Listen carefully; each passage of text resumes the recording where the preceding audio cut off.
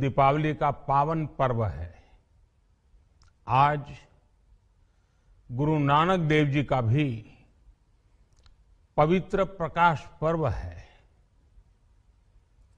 मैं विश्व भर में सभी लोगों को और सभी देशवासियों को इस पावन पर्व पर हार्दिक बधाई देता हूं।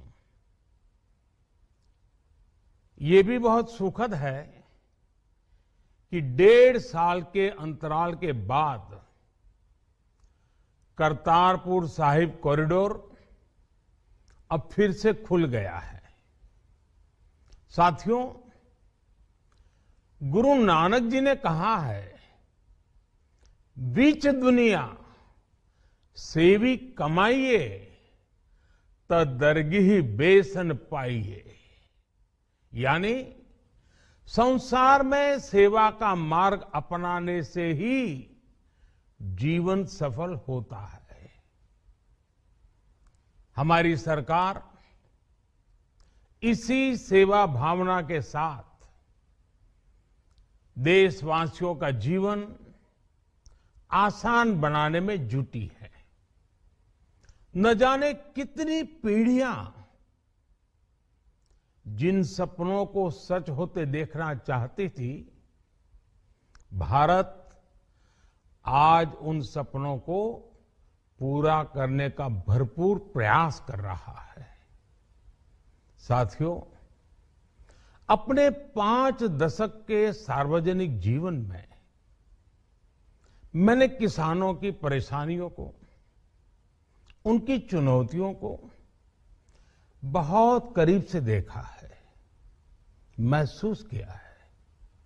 इसलिए जब देश ने मुझे 2014 में प्रधानमंत्री के रूप में सेवा का अवसर दिया, तो हमने कृषि विकास, किसान कल्याण को सर्वोच्च प्राथमिकता दी।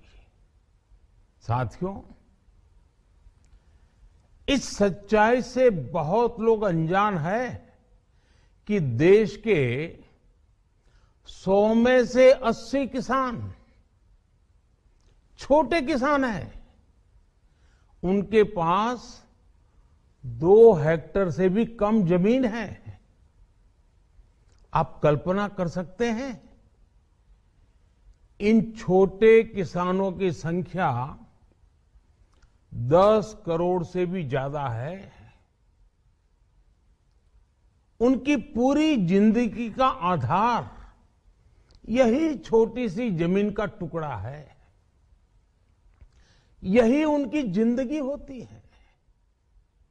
और इस छोटी सी जमीन के सहारे ही वो अपना और अपने परिवार का गुजारा करते हैं। पीढ़ी दर पीढ़ी परिवारों में होने वाला बंटवारा इस जमीन को और छोटा कर रहा है। इसलिए देश के छोटे किसानों की चुनौतियों को दूर करने के लिए हमने बीज, बीमा, बाजार और बचत, इन सभी पर चौतरफा काम किया। सरकार ने अच्छी क्वालिटी के बीज के साथ ही किसानों को neem coated urea, soil health card, micro irrigation जैसी सुविधाओं से भी जोड़ा। हमने 22 करोड़ सॉइल हेल्थ कार्ड किसानों को दिए और इस वैज्ञानिक अभियान के कारण एग्रीकल्चर प्रोडक्शन भी बढ़ा। साथियों, हमने फसल बीमा योजना को अधिक प्रभावी बनाया। उसके दायरे में ज्यादा किसानों को लाए। आपदा के समय ज्यादा से ज्यादा किसानों को आसानी से मुआवजा मिल सके, इसके लिए भी पुराने नियम बदले। इस वजह से बीते 4 साल में 1 लाख करोड़ रुपए से अधिक का मुआवजा हमारे किसान भाई बहनों को मिला है।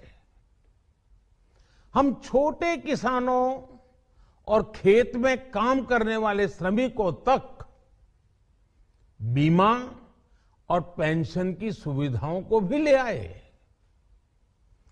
छोटे किसानों की जरूरतों को पूरा करने के लिए सीधे उनके बैंक खातों में 1,62,000 करोड़ रुपए ट्रांसफर किए, सीधे उनके खाते में।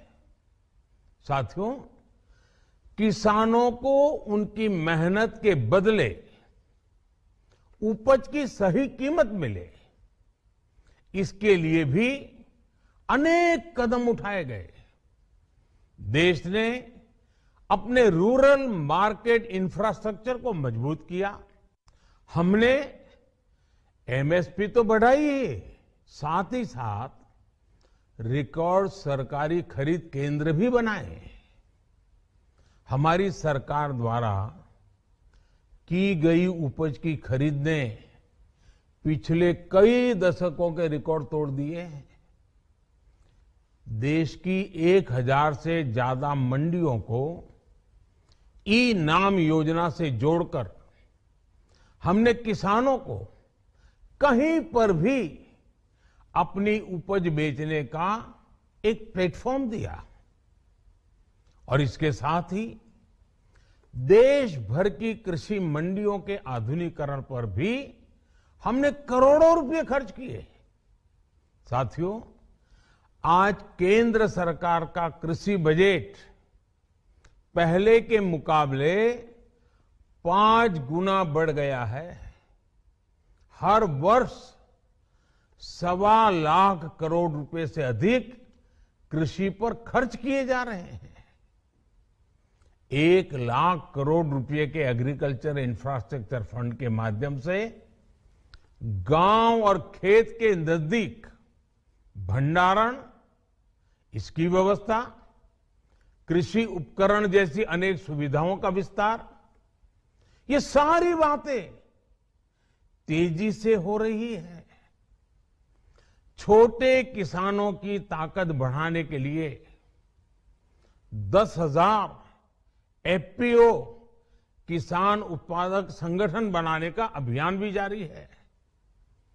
इस पर भी करीब 7,000 करोड़ रुपए खर्च किए जा रहे हैं। माइक्रो इरिगेशन फंड के आवंटन को भी 2 गुना करके 10,000 करोड़ रुपए कर दिया गया है। हमने क्रॉप लोन भी 2 गुना कर दिया, तो इस वर्ष 16 लाख करोड़ रुपए हो जाएगा। अब पशुपालकों को मछली पालन से जुड़े हमारे किसानों को भी किसान क्रेडिट कार्ड का लाभ मिलना शुरू हो गया है। यानी हमारी सरकार किसानों के हित में हर संभव कदम उठा रही है, लगातार एक के बाद एक नए कदम उठाती जा रही है। किसानों की आर्थिक स्थिति सुधरे, उनकी सामाजिक स्थिति मजबूत हो, इसके लिए पूरी ईमानदारी से काम कर रही है। साथियों, किसानों की स्थिति को सुधारने की इसी महाअभियान में देश में 3 कृषि कानून लाए गए थे। मकसद ये था कि देश के किसानों को, खासकर छोटे किसानों को और ताकत मिले, उन्हें अपनी उपज की सही कीमत और उपज बेचने के लिए ज्यादा से ज्यादा विकल्प मिले। बरसों से ये मांग देश के किसान, देश के कृषि विशेषज्ञ, देश के कृषि अर्थशास्त्री देश के किसान संगठन लगातार कर रहे थे।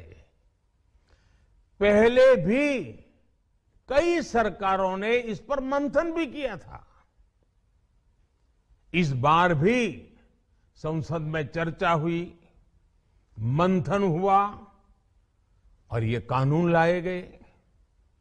देश के कोने कोने में कोटि कोटि किसानों ने, अनेक किसान संगठनों ने इसका स्वागत किया, समर्थन किया।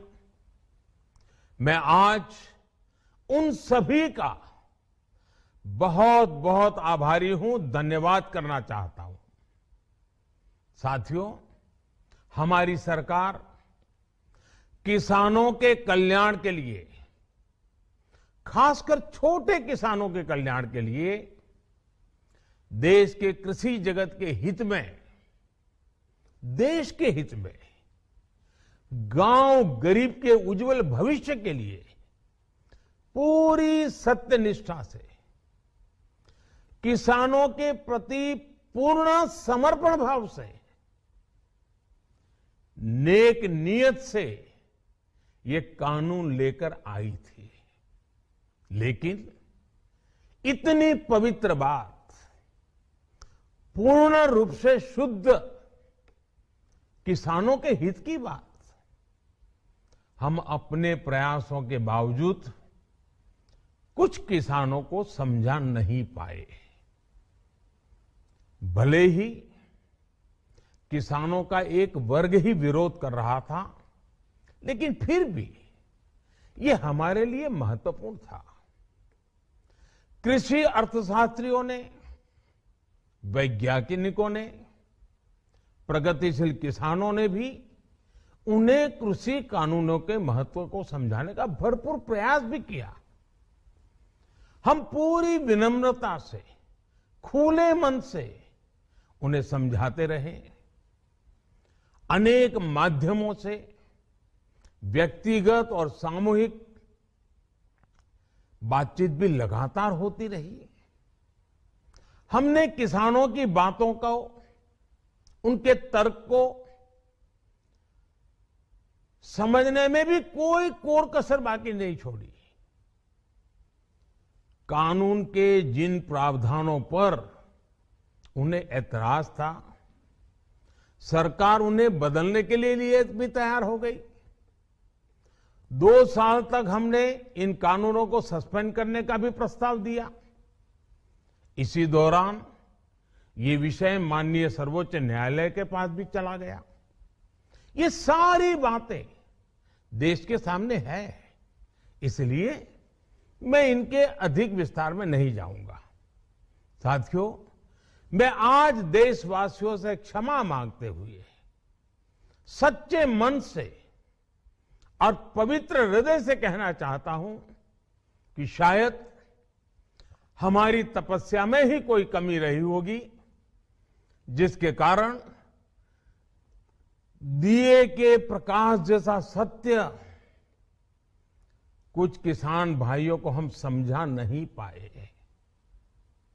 आज गुरु नानक देव जी का पवित्र प्रकाश पर्व है। ये समय किसी को भी दोष देने का नहीं है। आज मैं आपको, पूरे देश को ये बताने आया हूं कि हमने 3 कृषि कानूनों को वापस लेने का, रिपील करने का निर्णय लिया है। इस महीने के अंत में शुरू होने जा रहे संसद सत्र में, इसी महीने में, हम तीनों कृषि कानूनों को रिपील करने की संवैधानिक प्रक्रिया को पूरा कर देंगे। साथियों, मैं आज अपने सभी आंदोलनरत किसान साथियों से आग्रह कर रहा हूं, आज गुरु पर्व का पवित्र दिन है। अब आप अपने अपने घर लौटे, अपने खेत में लौटे, अपने परिवार के बीच लौटे। आइए एक नई शुरुआत करते हैं। नए सिरे से आगे बढ़ते हैं।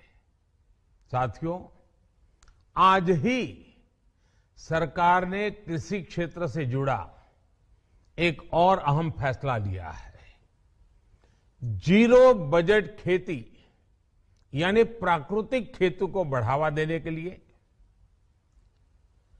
देश की बदलती आवश्यकताओं को ध्यान में रखकर क्रॉप पैटर्न को वैज्ञानिक तरीके से बदलने के लिए एमएसपी को और अधिक प्रभावी और पारदर्शी बनाने के लिए ऐसे सभी विषयों पर भविष्य को ध्यान में रखते हुए निर्णय लेने के लिए एक कमेटी का गठन किया जाएगा। इस कमेटी में केंद्र सरकार, राज्य सरकारों के प्रतिनिधि होंगे, किसान होंगे, कृषि वैज्ञानिक होंगे, कृषि अर्थशास्त्री होंगे। साथियों, हमारी सरकार किसानों के हित में काम करती रही है और आगे भी करती रहेगी। मैं गुरु गोविंद सिंह जी की भावना में अपनी बात समाप्त करूंगा।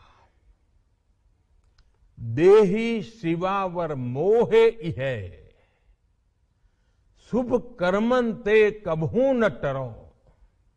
हे देवी, मुझे ये वर दीजिए कि मैं शुभ कर्म करने से कभी पीछे ना हटूं। जो किया किसानों के लिए किया, जो कर रहा हूं देश के लिए कर रहा हूं। आप सभी के आशीर्वाद से मैंने मेहनत में पहले भी कोई कमी नहीं की थी। आज मैं आपको विश्वास दिलाता हूं कि अब और ज्यादा मेहनत करूंगा ताकि आपके सपने साकार हो सके, देश के सपने साकार हो सके। आपका बहुत बहुत धन्यवाद।